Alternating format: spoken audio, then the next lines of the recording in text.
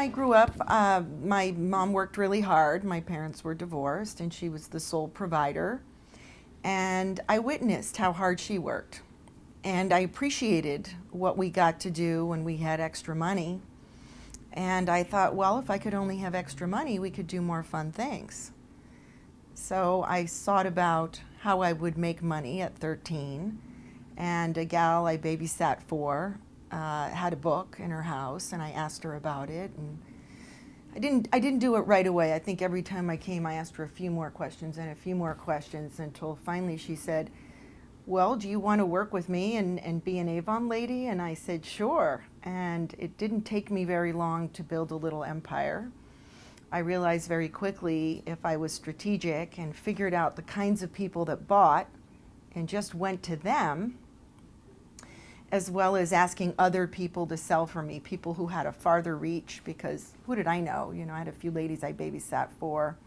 I had friends of my mom's, you know, neighbors, people on the street, my parents, or my parents of my friends. So I had more reach if I had more people who also had their own network, way before LinkedIn. So that was how I got started. I went to work for Citibank when I was very young, and they put me on what they called at the time a fast track there.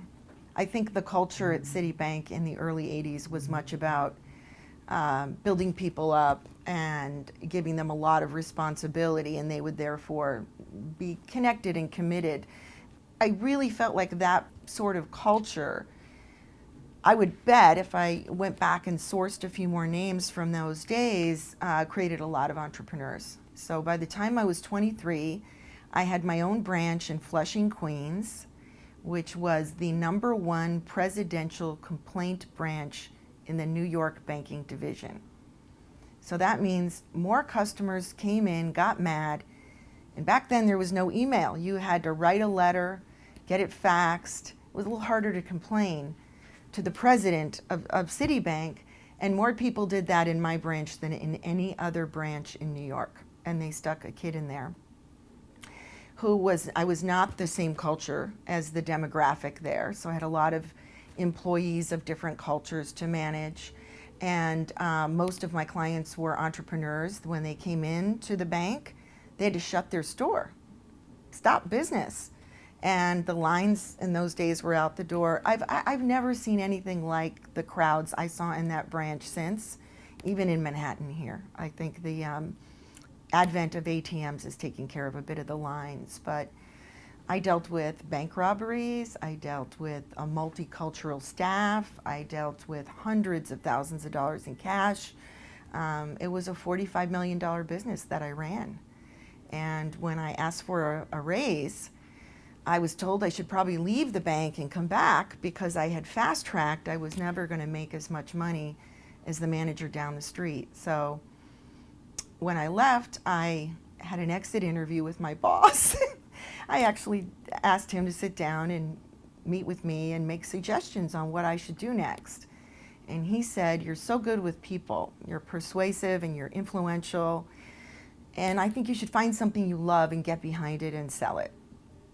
So I did.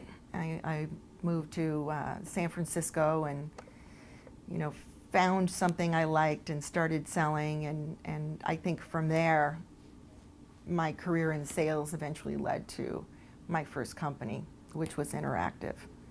And that company came about because I had done so well in sales at the company I was at that they couldn't handle the workflow, and they made a deal with me to leave and pay me for 6 months. It was better for them. You know, they'd reached their capacity, they had lease issues, and what a problem to have, I thought to myself. And I thought of all the things I would do differently if I was that entrepreneur rather than turning off the spigot that was bringing me more business. So I started my first company. I didn't know anything. I didn't make any money. I learned a lot.